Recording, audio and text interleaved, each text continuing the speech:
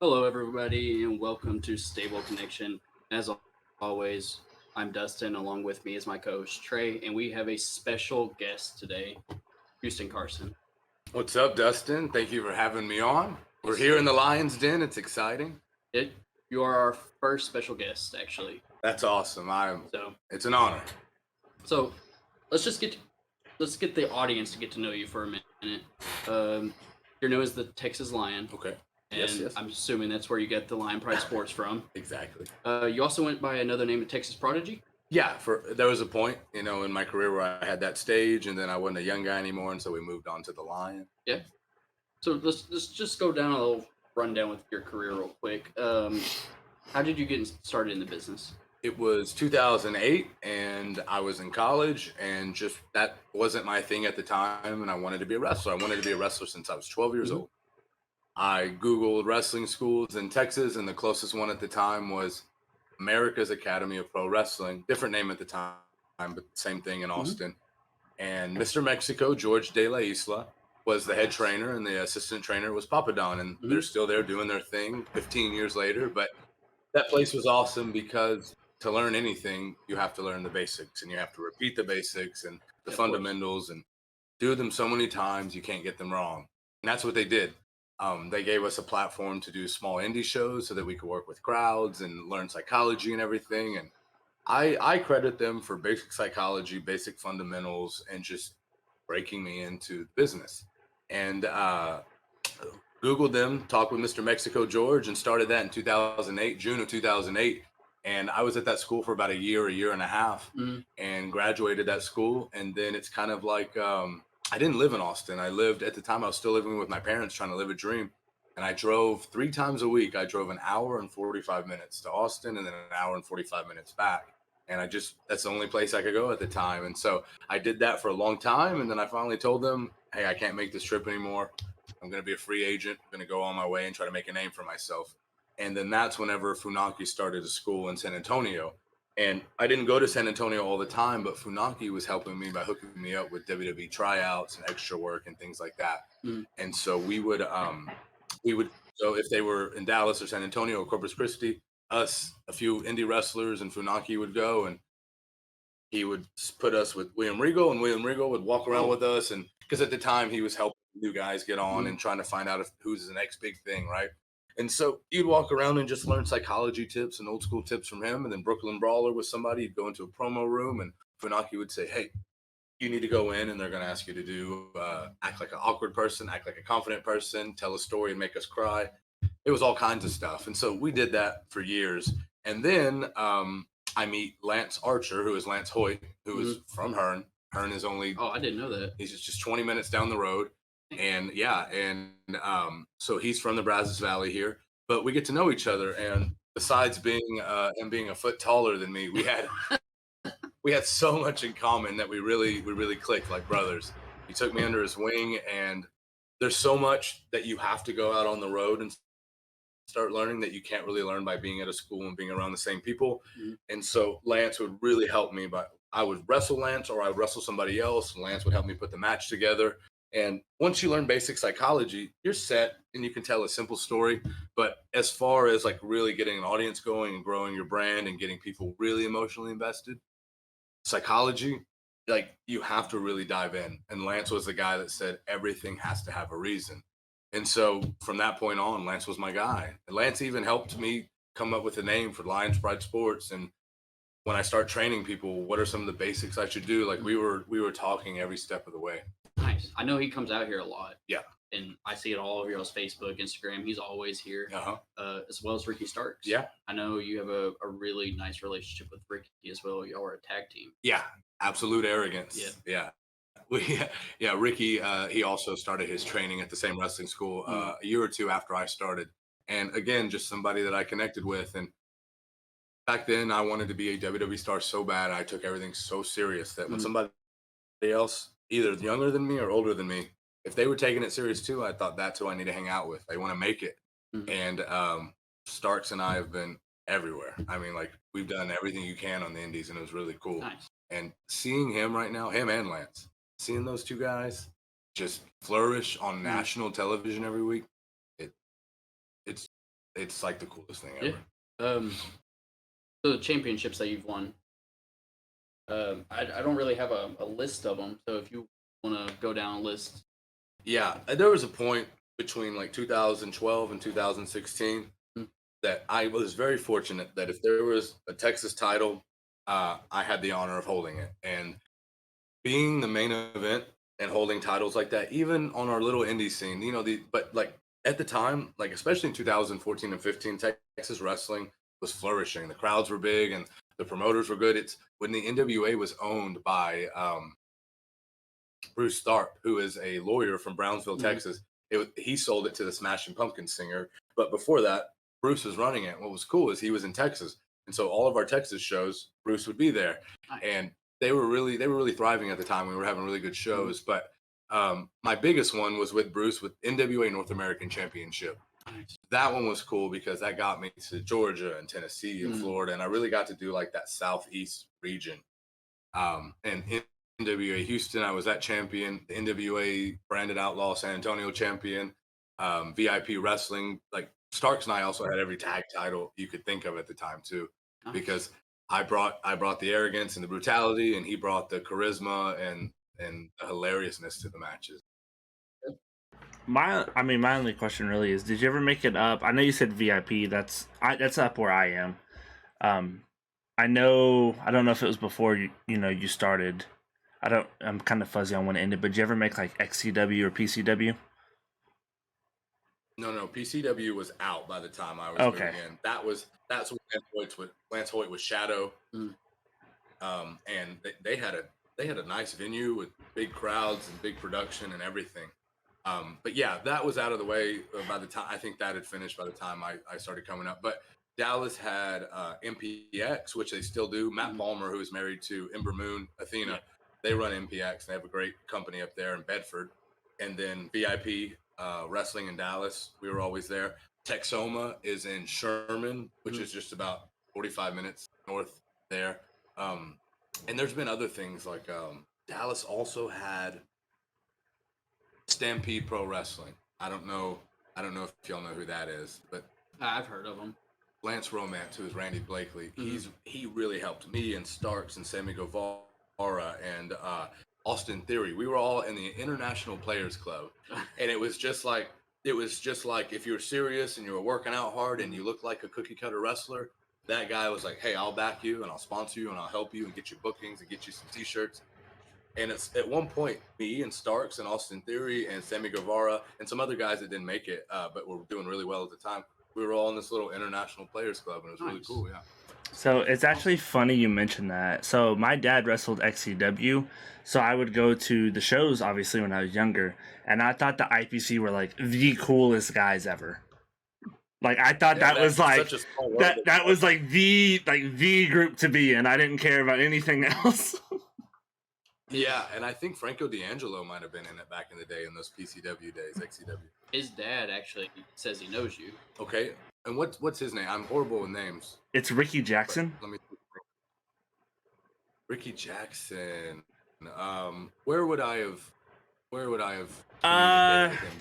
God, it would have been. He did Mineral Wells a lot. XCW, PCW. Whenever he came back and trained me for the year that I wrestled before COVID. And whenever he came back before he trained me, he did some MPX stuff too. Those would have been the bigger ones. Wrestling. Okay, yeah, I do remember wrestling in Mineral Wells. I don't remember the promotion, but I'm sure maybe that's where we connect.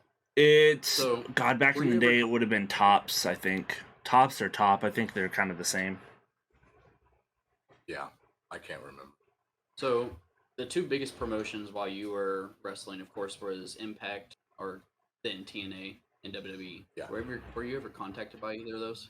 No, I did my Impact. I never messed with. I never did extra work, but I was always trying to get into WWE. But it's literally the land of the giants, the land of like the biggest opportunities ever. And I just never had my opportunity never came before I had the point to where I had to get out of wrestling. Okay. Your career came crashing down, as they would say.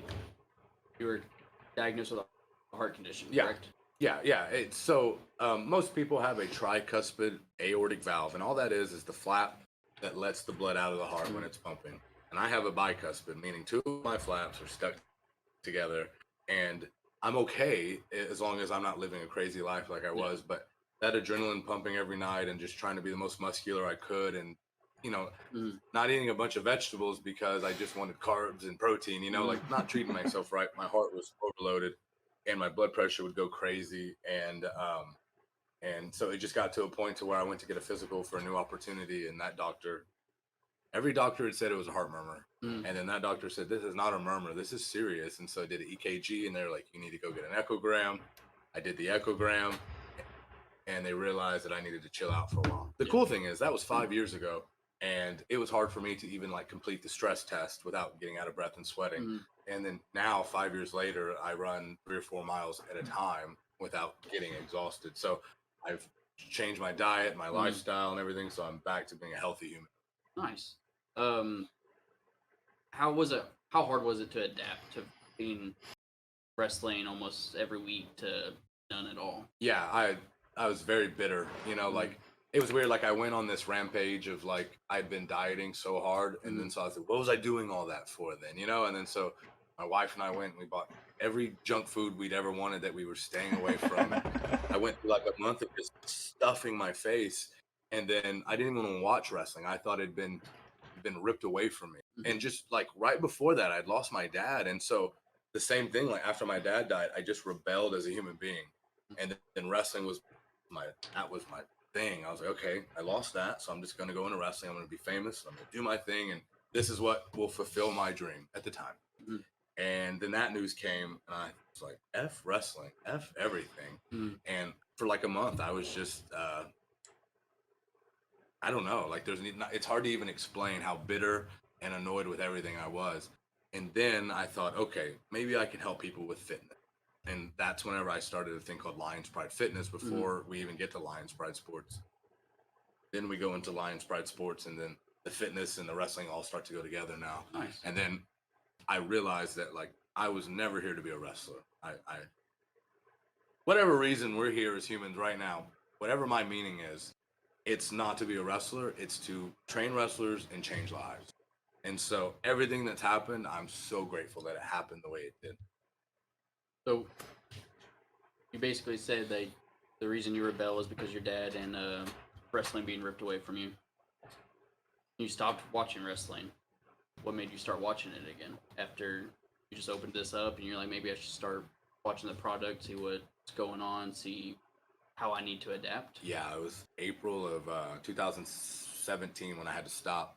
And that spring, I thought, okay, me and my wife, I was like, teach me about basketball. I don't really watch it, but the playoffs were happening. And so I got into basketball, got my mind off of things. And then I just start missing wrestling. And then once I start watching it, my blood starts flowing again, but I can't physically do it. But I'm like, I have so much knowledge up here. And as I watch it, like I understand everything about it because it was all I was doing. And I never think I can do anything better than anybody when it comes to the WWE, but I wanted to do something similar here. And so I asked my wife, excuse me, I'm so sorry. I asked my wife, I said, can I run one show? Can I just rent a ring, get a venue, and all my wrestling buddies that are awesome, they can come in for a good deal, and let's just see if we can have a good show, and then go from there. We'll talk after that. And then in October of 2017, we had our first show, and it was a major like success. Like a lot of people came. We had at the time the NWA World Heavyweight Champion was Tim Storm, and he was in the main event. And Lance Hoyt was the very first match of our very first show ever. So our very first show, our very first match, very first winner is Lance Hoyt. Nice. And that's a cool story. But yeah, we go into that, and then my wife says, "Okay, you do your thing." And then so we start running shows, and then I thought, okay, I want to teach people how to do the actual wrestling, not just do the promoting and the booking and all that. I want to do the whole thing. And that's when you get into the Lions Den, and then we start training our own talent. And then you get into Den Wars as well. Yes, correct? Exactly. Cade Carson. Yeah. Your cousin? Or is it your nephew? Cousin. What made him get into wrestling? Did he just contact you and just say, hey, man, Yeah, we weren't very close, just here and there, you know. And he had graduated high school, and he was in Sam Houston in Huntsville, and he was always an athlete in school, and he loved wrestling so much that he's even has a video of him as like a 4 or 5-year-old kid with a camouflage hat and a water bottle doing Stone Cold promos, you know, and that's the bottom line. And so he's one of those that, like, after a week of training, you're like, you're gonna totally, you get everything. Okay, awesome, you're a natural. So he came in. He was in our first class of students with Chavi Chulo, who is training out there right now, and a few others. Yeah, Cade comes in and he's just a natural. And then I start getting healthier and my heart's doing okay. And then that's whenever I say, hey, why don't I come back one more time? I got it cleared with the doctor, got it cleared with my wife, and I just wanted to put, yeah, you can get everything cleared with the wife. That's my best friend, my partner there. If she's not happy, you know. But yeah, and then I said, I just want to do like a 30-minute banger with you. I think we can do it. And then so we did that. 2 years after I'd quit wrestling, I got to have another match with Cade. Nice. And it was everything I wanted it to be. It was cool. And then you had a second match after retirement as well. Yeah, and then another 2 years later, I wrestled Matthias, who was Thomas Carter. As the final boss to get to the Lions Den Championship. We had a tournament. Somebody was going to be the first champion.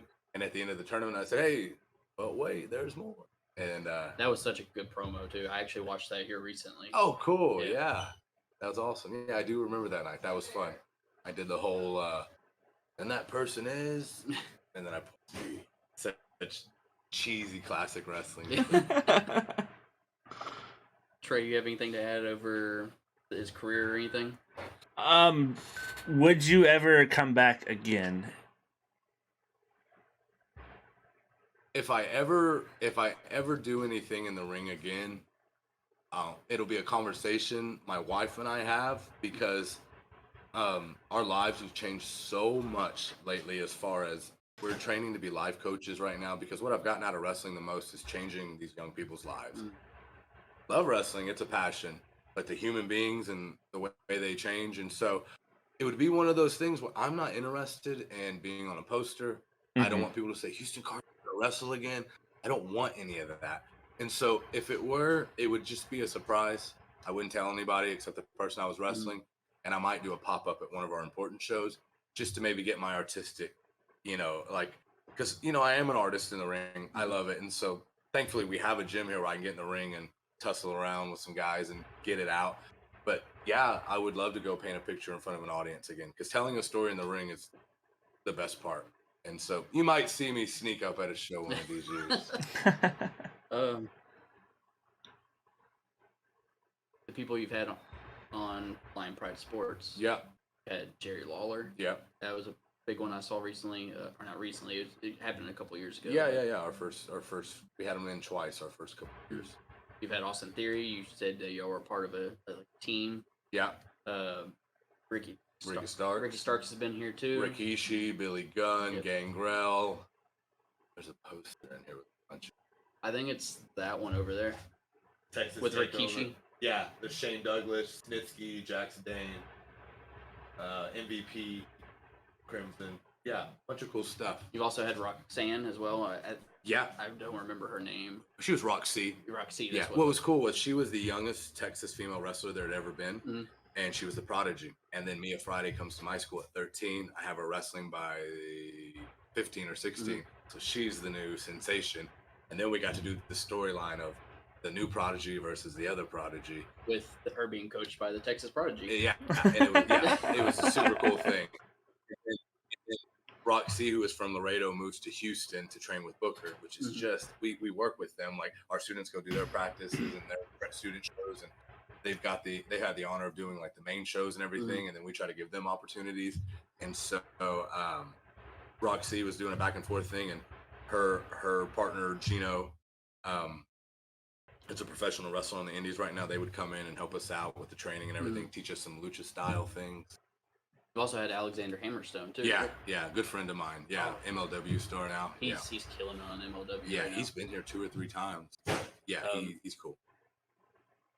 Who's your favorite I guess, outsider, quote unquote, that you've brought in, or who have you had the most fun with?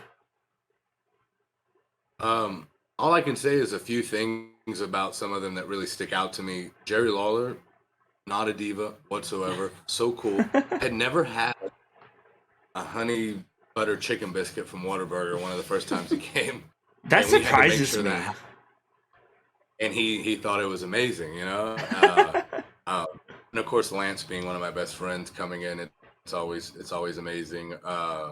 Who else has come in and just blown me away? Gangrel. I was fortunate though in 2016 for an entire year. Moonshine Mantell and a few of the wrestlers and we would travel from Texas to Tennessee, and then we would do like Knoxville, Nashville, Memphis, or something, and then we would come back. But Gangrel was on the same tour. Oh, really? And so we would go to the gym together. We'd eat breakfast together. We stayed in the same hotel. And so we got to be good friends. And so when I started the promotion, I was like, can you help me out? And he's just the coolest, nicest dude ever. And he's a wrestling trainer as well. I was having Rikishi on the show. Oh, it was great. Yeah, he's one of those guys that has an aura around him. You know, like he's a star for sure. He sits there at the curtain and watches every match and helps everybody that comes back with critiques. Which when somebody big comes in, you know, we spent money on somebody, they come in, and it's so nice whenever you can tell they're not here just for the money. They're here because they love wrestling. They see wrestling students who are striving to be better, and they watch their matches and they say, hey, you're great at this. You can work on this. Go get them. You know what I mean? Mm-hmm. How's yours and Booker T's relationship since you said that y'all trade Sweet. students? Yeah. So Booker and I aren't like best friends or anything, just acquaintances from the years. But Kevin, who runs Booker's place, he's the one that you go through. And Kevin, what's so cool is I don't like talking like, so this is about the school, not about me. Kevin said Lions Pride Sports and Lions Inn is the only school that he will put over. Oh, really? And that meant so much to me because when I was starting, I never want to compare myself or anything, but I like looking up, you know, like I like having something to strive for. And whenever we started, I said, Booker T's does it just right because I'm huge on storytelling is number one. Like you don't have to look like Arnold Schwarzenegger or Batista or anything, but come in and work on you. Whatever version of you is 100% that. Give it your all, and then we're going to teach you basic storytelling, and you're going to learn TV time matches.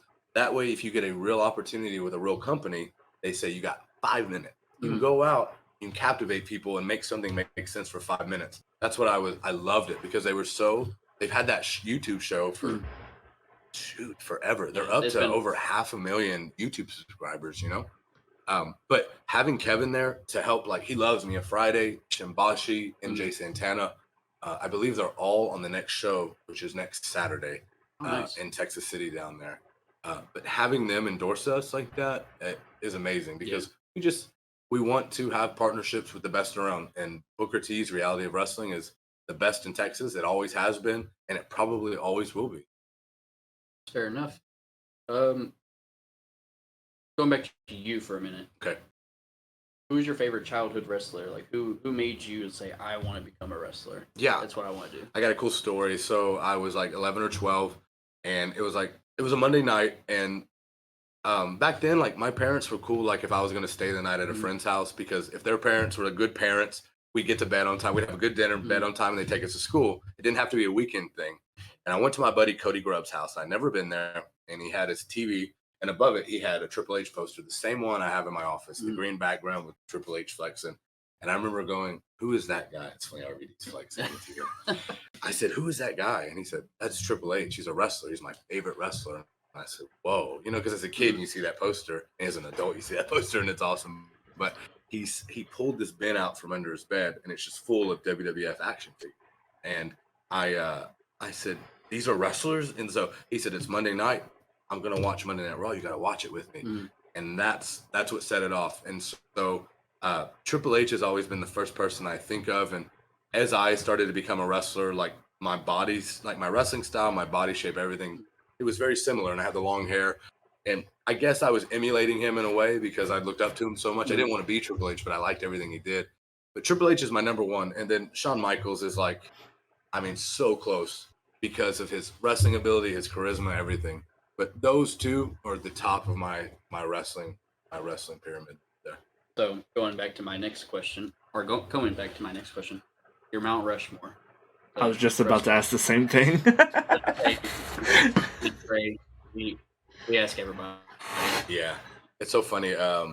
Cool Daddy Denzel. Just last week, I was sitting in one of our chairs out there, and he came up. And said, "Coach, what would your Mount Rushmore of wrestling be?" And I thought, gosh, I need like 10 heads on that thing. You know what I mean? But definitely, I love Triple H because I loved the wrestler he was. Like to me, if you go to WWE, the game, 2K, and create a wrestler, I would just put Triple H together. Mhm. Even if I'd never seen Triple H, I feel like I would put Triple H together. And so Triple H and then Shawn Michaels, because Shawn, his storytelling and his facials, and on top of it, he's the best technical wrestler, athletic wrestler, anything there's been. And gosh, I guess if I'm trying to throw some other heads on there, I have different reasons, but I got to put Randy Orton on there because, and remember, this Rushmores are just your opinion. I Yeah. don't think this isn't me saying this is what everybody should think. Houston Carson's opinion here. Mhm. Randy Orton, just because of, again, he's kind of like a creator wrestler, Mhm. and he's so basic, like with his storytelling, but he's captivated people for so long because he cares about the tiny little things. He also didn't have the greatest physique when he started. Yeah, exactly. He was just a tall, lanky kid that just wanted to wrestle. And he talked about how lazy he was, and he'd procrastinate, and he didn't know what to do with his life, and then he found it, right? And oh, that fourth spot, gosh! Because I'll just tell you who's going through my head when I think of that fourth spot. You go into Undertaker because of everything under the sun, and character-wise, who beats it, right? Yeah. But then you have Kurt Angle and Brock Lesnar, who have brought the real athletic talent to it, and then somehow become great sports entertainers. And that's crazy because you don't hear Brock Lesnar a lot either. I'm such a fan because I'm not stingy when it comes to wrestling. I don't want just our fans watching it. Every set of eyes that's a new set of eyes to it is amazing because you see it. Wrestling viewership drops every year, and this being my business, I don't want that to happen. And so when you have UFC people watching the product, like Logan Paul, I love Logan Paul in the WWE because it's just like, oh, you want 2 million extra viewers or possible? Yeah, here we go. Right? Let's just throw Logan Paul in the Royal Rumble and have him do a crazy spot. Yeah, and he respects it. He trains hard and he does his thing. And it's again, it's sports entertainment. Anybody that gets mad at it needs to stop watching. He's even came out and said like, "This is tough. Yeah, like this hurts." Yeah, I watch Impulsive, especially when he has Triple H and Shawn, and he just had Edge on the other day. Those are very interesting. But speaking of Edge, personally, I'm fanatic. In 2006, whenever I was 18 or 19 years old, going through my bad boy stage, and the Rated R Superstar was on TV, I was like, I'm going to get True Religion jeans. I'm going to get Affliction shirts, Ed Hardy beanies. I'm going to go to Buckle. Like I was like, I'm going to be these guys, right? And so Edge really impacted my teenage and early 20 years big time. And just the goosebumps I get watching that Rumble, the return, because he's someone that when he talks about wrestling, you're like, you love it, don't you? You're in love with the business. I'm not afraid to say, man, I teared up when I saw him come up on TV. Yeah. When I heard, you know me, it gave me goosebumps. Yeah, he's awesome. So on my 12-headed Mount Rushmore, he's in. You say Triple H was your idol. Yeah. What do you think of the current product and what he's bringing to it running? That's what I love about it. So like, I was wrestling, and he wasn't running stuff yet, and he was still my favorite wrestler. And then I have to stop wrestling, and then I start coaching and running a thing. He starts COOing and NXT Performance Centering. And I was like, this is so cool because I've moved in my career, and the guy who I idolize has done the same thing, and I can just watch him for motivation. You know what I mean? And it's like my little indie track stayed with his mega superstar track, and I got to say, okay, he's in those shoes now. I am too. What a coincidence that would happen, right? And then he appreciating indie wrestling with NXT and understanding that, yeah, it's okay to have a main event with Brock and Roman where they almost do nothing, but the story is so captivating that you just want to see which megastar wins the match. But then before that, you have your NXT guys who are going out there and doing things that indie fans like. Like the Johnny Gargano, Tommaso Ciampa street fight. Yeah, and then just false finishes until you can't count them anymore. And that's great to have that style of wrestling on the show because you want every style. And I think Triple H has really brought it back to when you watch the product, there's a little bit of everything. And there's people who truly know it and love it because of the developmental system they have to go through. So, I know there was a lot of rumors WWE saying that Vince was coming back. How did you feel about that? Oh, I don't know. I don't really have an opinion on all that, to be honest. enough. Yeah, it's like WrestleMania will pop up, Mhm. and I'm so not into gossip. But if it's something like a major thing, like is Vince gonna come back? I'll watch a little bit, and then I go, I don't know. I don't have time to care about this. I guess like that's how I feel. You know what I mean? I'm like, I don't know. It's so far past what I can even control. So yeah, I just hope that Triple H was doing a really good job, and it'd be cool if it just stays where he can do his thing. So we're jumping around a little bit here. What's your favorite match in your career? Oh, me wrestling? It's gonna be those two we talked about because what's so funny is I thought I was a great wrestler, and of course every year went by and I'm like, I'm really good at this. I'm gonna be something. I'm really good at this. I'm gonna be something. Uh, and of course you have people helping you and critiquing you, but stopping wrestling and then training people and realizing, teaching them every step from head to toe of what to do, I thought, whoa, I could have been so much better if I would have trained this deep and this hard the way I train people. And so I feel like my best wrestling came against Cade and Matthias because I had opened a training school and then I really dove into every little step there was. And so my small things were perfected, my footwork, my time was perfected because that's all I was teaching 4 days a week. So those two matches in the last 5 years are my favorite. So when you trained Matthias, did you know he was going to be a megastar in your company? It's funny. I was getting my oil changed here in town, and the guy who manages it is an old indie wrestler, and we talk just.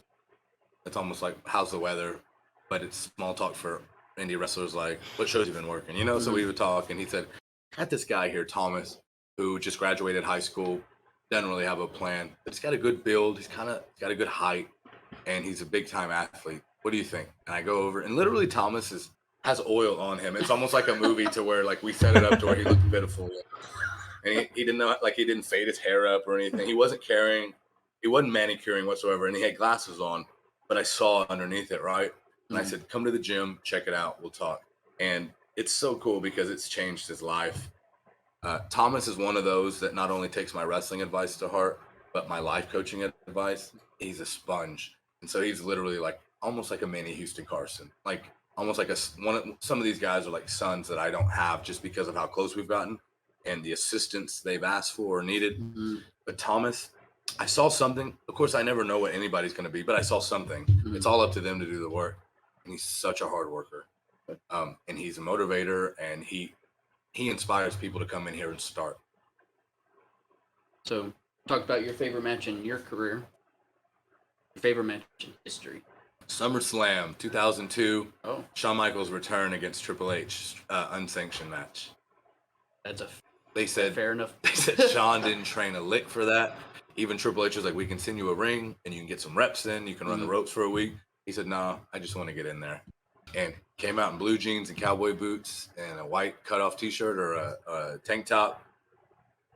And Triple H just in his best physique he'd ever had. I think whenever we go over hardcore stuff at the school or how to do a street fight or something, you can hear that ring in the back. Guys, that's pretty cool. You can hear them training hard in the background right now. Not gonna lie, that kind of freaked me out because I didn't know what that was. That ring bouncing around. Oh, That but makes sense. they tell a story. Psychology-wise, it's perfect, and they still use weapons. So a lot of times people mess up and they have a street fight and they're all about the spots. Let's hit each other with a trash can and climb a ladder. They, from start to finish, told a beautiful story. And then it was just extra spice on top to have trash can hits and leaps off ladders on the tables and things. 2002 SummerSlam, that's my favorite match. 2002 was a really good year It's in my general. favorite year in wrestling. 'Cause 01 and 02, love those. November Survivor Series, you get the first Elimination Chamber match. And that's Shawn my second favorite match. Is it? Sean gets put in the pedigree, and then he backdrops Triple H out. He stumbles back to the corner, and he does this. He does his little. It's an exhausted foot stomp. Triple H does the blind feed right into it, and perfectly. Sean falls gracefully onto it. Remember the confetti? Mm-hmm. It's so loud that Jim Ross and the sound it's distorted. Yeah, it gets muffled while I was trying to talk. And that August and that November back to back. And I remember my birthday's November 10th, and my parents, we couldn't afford any pay-per-views except one, and they said you can pick one pay-per-view every year. That would be one of my birthday things. So I'd always do Survivor Series on my birthday, and so like it was just so cool. I think I was turning 15 that year, and just watching Sean come back. I didn't know much about Sean because when I started watching wrestling, he was on the shelf, and I was only watching old clips, right? And then he comes back, and I'm like, coolest guy ever. And I'm a huge Texas fan, right? And knowing he's a San Antonio guy, gosh, yeah, that Elimination Chamber, amazing. Still one of my favorite matches. And Booker's in it too. Yeah. Yep. Yeah, Booker, RVD, Kane, Triple Jericho. H, and Jericho. Gosh, Jericho came out to Saliva singing live from Times Square, King of My World. They don't show that when you go to the network. I guess copyright issues, but that was cool. Yeah. I think Shawn Michaels actually kicks Triple H back into the chamber that match too, doesn't he? Yeah. And then once Jericho hits a lion salt, pins somebody, balls of Jericho, about to have a tap out. Sean does the kick to him, pins him, and then it's just down to Sean. And then RVD hurts his knee in that same match. And he landed on Triple H's trachea, and they took Triple H straight to the hospital after it. Yeah. So you have your championships here as well. You have the Lion Pride Sports Championship. Yep. You also had the Lion's Den. Yeah. Tell me about those two titles. So our first title was the Lions Pride Sports title, and we just wanted to have a main champion, right? You know, like there's always something you need to fight for, and it's so fun to have. Either I love starting a show off with a championship match or closing it. Usually, that's really fun to me. And so we had the opportunity to have that title match, and then the Den. We buy this building, we do the renovation and everything, and then business just really picks up, and then the student number goes up, and people are really fighting for spots. And I said, we need another championship. And so we thought, why don't we have a workhorse title? You know, kind of like the Intercontinental title. So we'll have our main title as Lions Pride Sports title, and our secondary title will be the Lions Den Championship.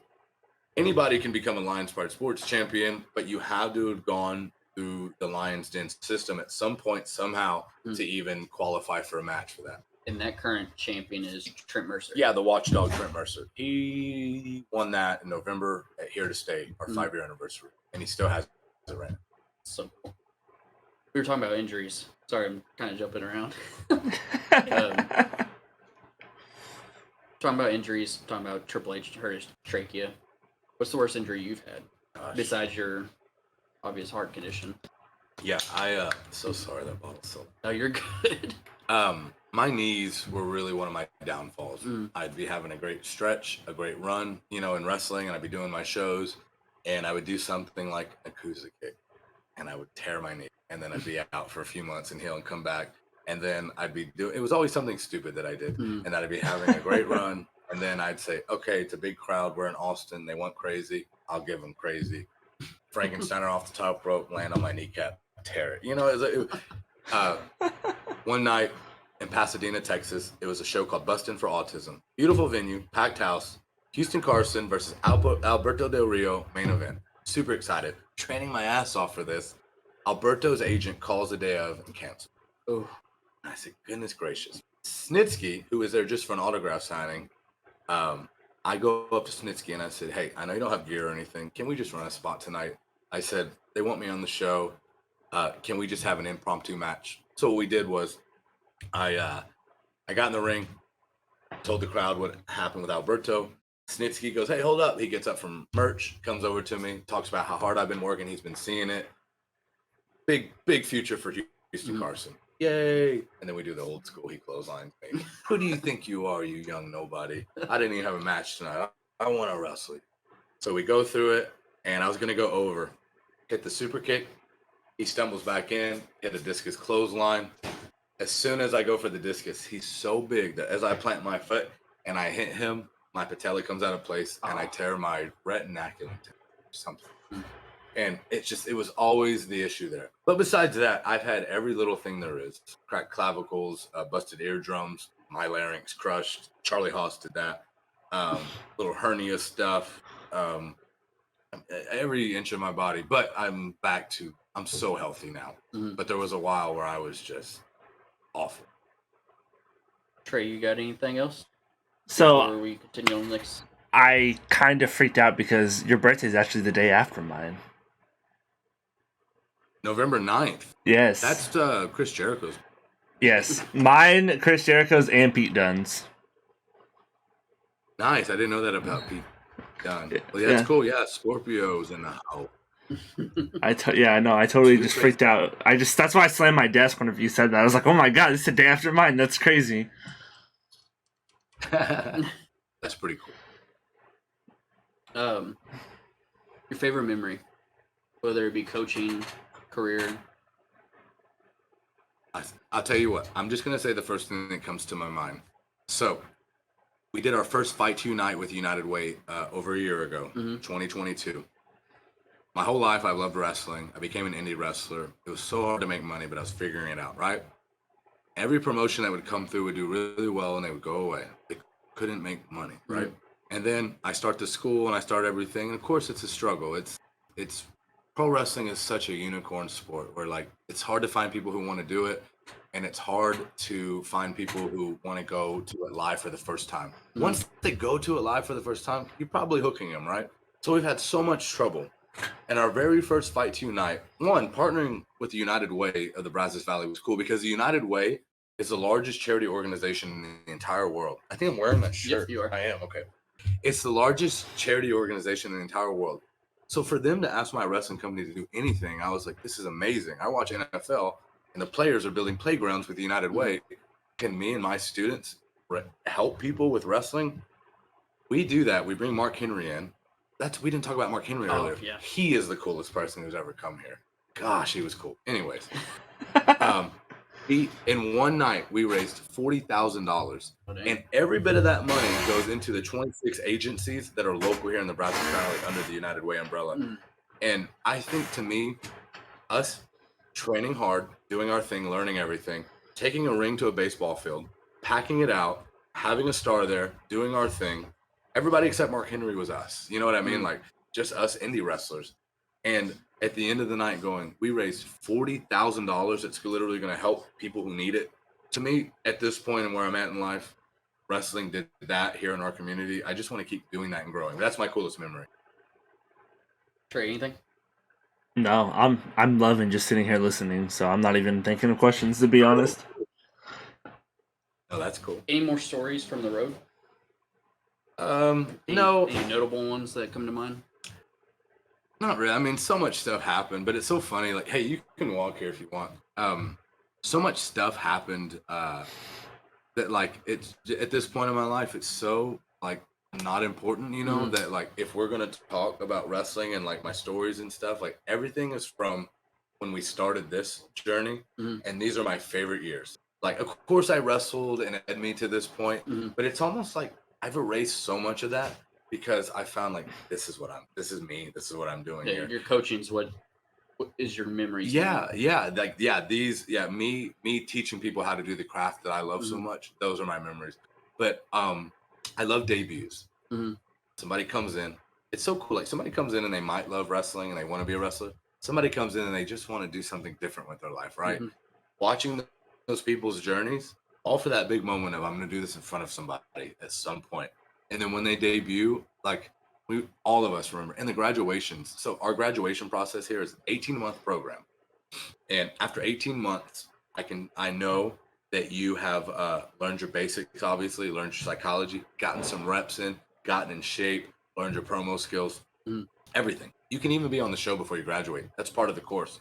Perform in front of people, tell a story to an audience. But when we graduate, they have to go through 36 man-in-the-middle drills, which is a Tom Pritchard thing, Dr. Tom.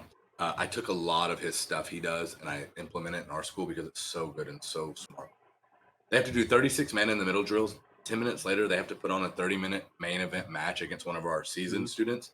And then after that, they have to cut a live interview and promo with me. And if they don't quit by that point, they graduate. And we always have the most heartfelt interviews afterwards because they've just done the hardest thing they've ever done in their life. And they start talking about the journey to here. They almost gave up on their own lives. They almost killed themselves. Nobody supported them. They were bullied. They were everything under the sun. And at that moment, they've done the hardest thing in their life. They get a graduation certificate. And now they have the real goosebumps just hearing it. They have the real chance now to go out and spread their wings And if they have the determination and they have the hustle and the mindset, they can become a dreamer who turn their stuff into a reality. And those moments when they graduate, and then also the moments when they debut in front of an audience, those are now, as far as wrestling goes, my best memory. So you're these students' inspiration because you're the ones coaching them. Who's your inspiration? It's my wife, and that's not cheesy whatsoever. Being a wrestler almost ruined me. Being a wrestler, so I was a kid who wasn't very popular in school, didn't know what I wanted to do. I was bullied. And then wrestling comes along, and then I do get popular. I do get good at something. And I became a terror on everything. Friends, family, myself, everything.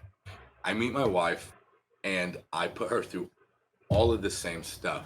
And she dug me out of everything I was going through. And she got me to a point to where, like, I wanted to appreciate every aspect of life, every human I come into interaction with.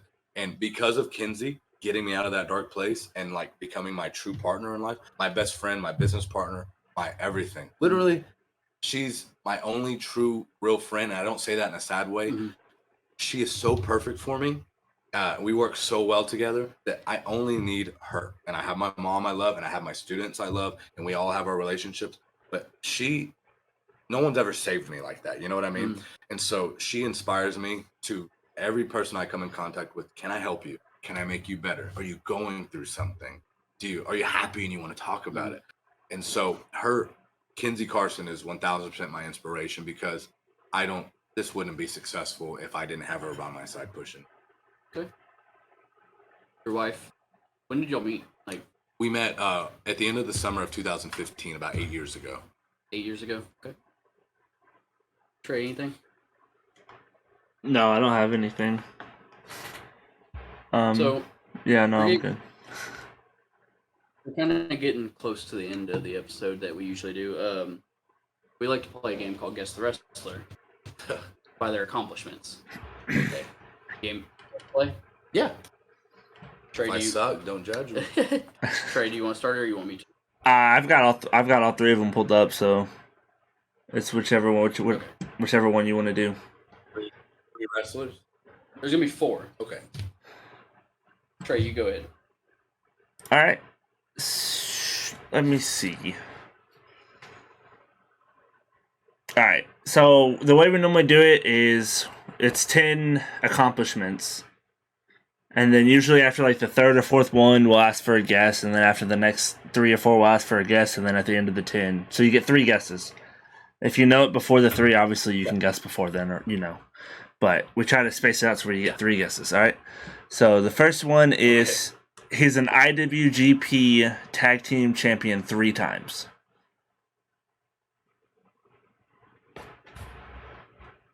He's an NWA Texas Heavyweight Champion 1 time.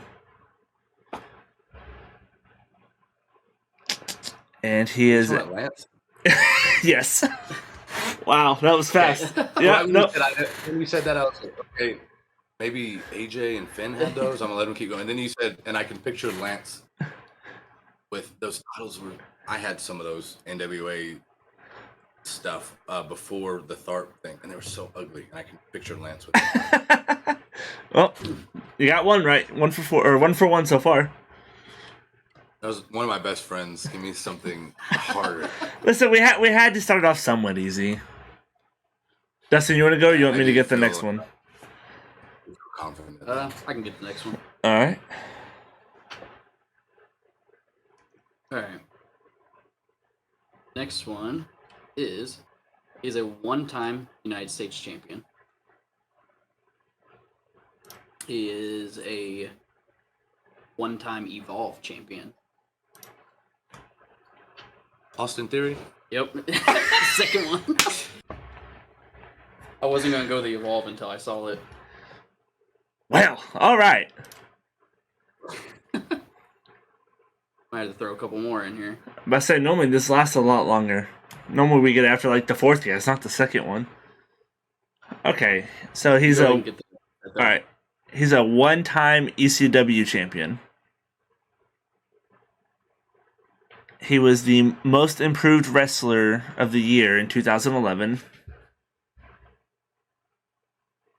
and he was a world heavyweight champion one time. Christian? No. Okay.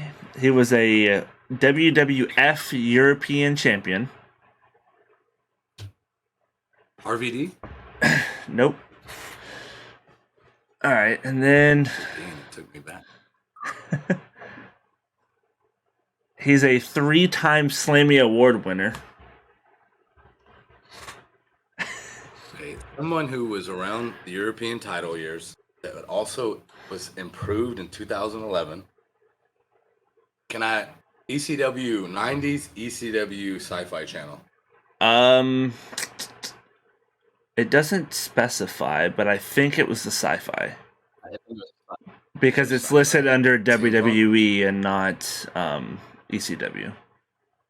The Miz or CM Punk or Bobby Lashley. Trying to think of who was ECW champion, but also was doing stuff in 2011 with the company. 3 Slammies, dang. Hit him with that bigger accomplishment. You're talking about the biggest one? Yeah.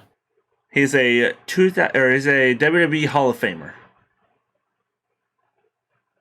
Mark Henry. There, Yep. there you go. Yeah. Sexual chocolate, right? You go ahead with that last one. Guys, All right. really good on that one. You got it. All right. He has held the VIP tag team titles. He was the NWA Lone Star Heavyweight Champion. And he is also... Or Ray. It is not. Okay, keep going. He has held the NWA North American Heavyweight title.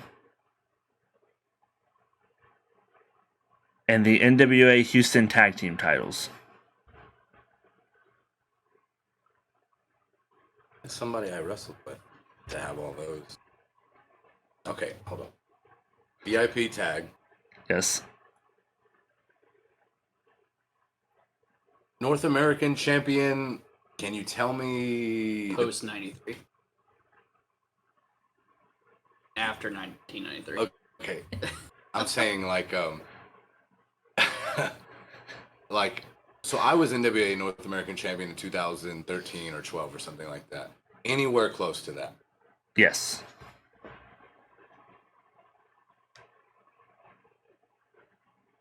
Who was that had this type and was also a VIP? Did Shane Taylor do that? No.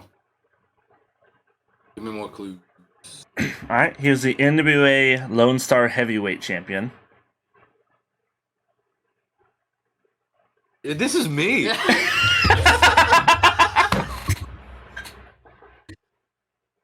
Y'all are such a... That's funny. Because I was like, I had to have been around this person.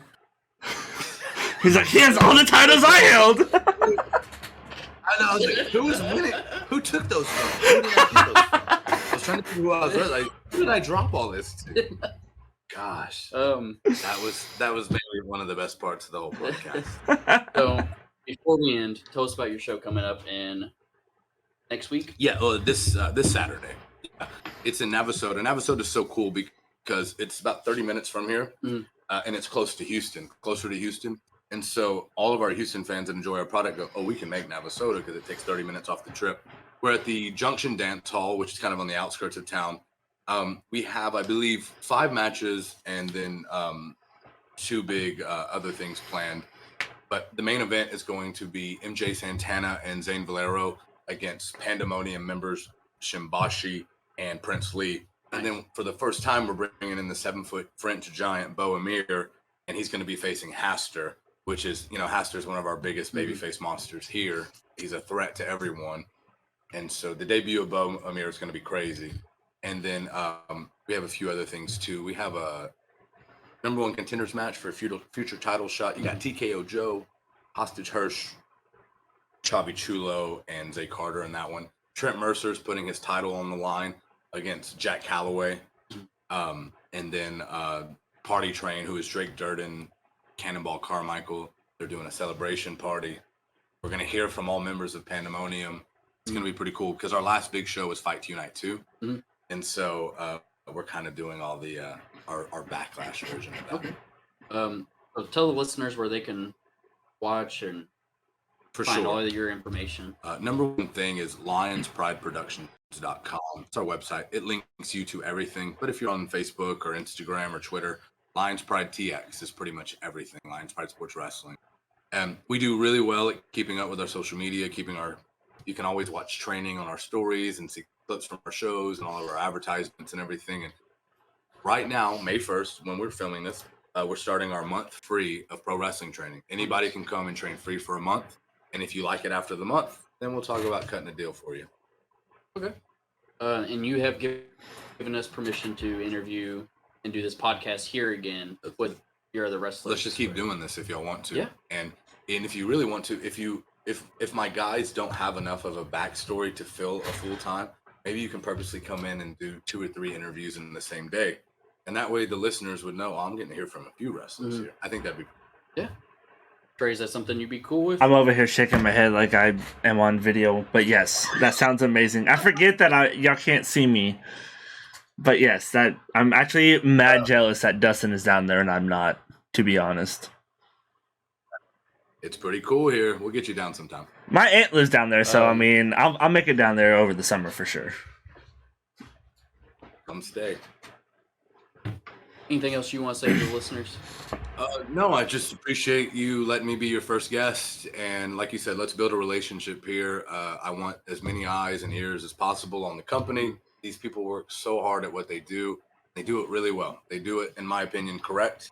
And a lot of them have bright futures. And so let's build a relationship to where we talk to these people all the time and we spread the word. If you don't want to be a wrestler, you would love being a wrestling fan, especially at a live show. And so just spreading the word about our fitness program and our wrestling program and our live events and our charity work. I just appreciate you letting me come on here and talk about everything. Oh, I appreciate you being here, honestly. Like I said, I appreciate you being our first guest. We also, so my girlfriend Megan's out of the camera. She did let me know that we do have viewers overseas as well. Very cool. Listening to this, so very awesome. But yeah, I appreciate you. I appreciate everything that you've done for us to come here. And I do want to say at some point when we make our website, we will link Lion Pride Sports to it as well. Oh, appreciate you. Thank you, sir. I want to ask a Trey, quick anything you wanna question. Yes. So our other co-host Jacob had a question, and he couldn't be here, but he felt like the world had to know, what is your favorite color?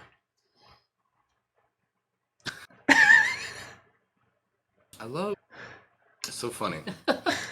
I love purple. And it's so funny. It started, that shade of purple Triple H started wearing in like 02 and 03. I got trunks like that, and every time I see that color, I go, you know what? That must be one of my favorite colors, because I always go, I want something in that. I'm not afraid to say my favorite color is purple. It's okay, mine is too. So, but mine's CCU purple. So, love it. Trey, anything else? I am good. Actually, I do have one more thing. We talked about on one of our last episodes the ugliest Oh my god. title ever. They're about to say the ugliest wrestler ever, and I No. said, I don't do that. What is in your opinion, ugliest wrestling title? Gosh, I don't even like judging the titles. Somebody worked hard on that, you know? I'll tell you what. I don't know about ugly, but boring and not much thought. I didn't care for it when, like, all of the titles just had big W's on them, and they were just a different color leather.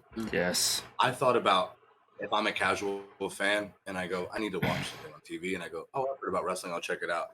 And I saw all those titles all over the show. I'd be like, is that the same title from earlier? And so to me, I don't know about ugly, but not much thought put into it and very confusing. And you want each title, it's a championship, it's a trophy. I don't want my trophy looking like his trophy, you know, and that's how I felt during that time. I think the new World Heavyweight title looks amazing. I like it because the plate is like old World Heavyweight title, but then the pop-up dome reminds me of the NWA World title with the pop-up dome. I love it. Well, I have one That's more all the question. questions I have one more. Since you said we asked the ugliest, what is your favorite or like the best looking one?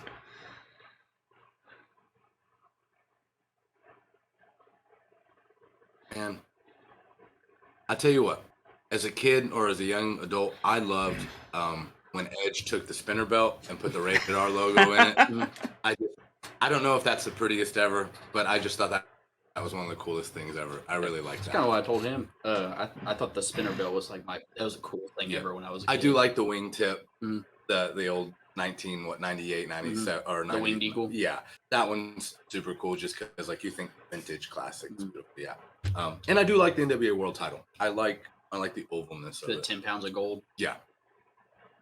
Awesome. Trey, anything else? I'm good.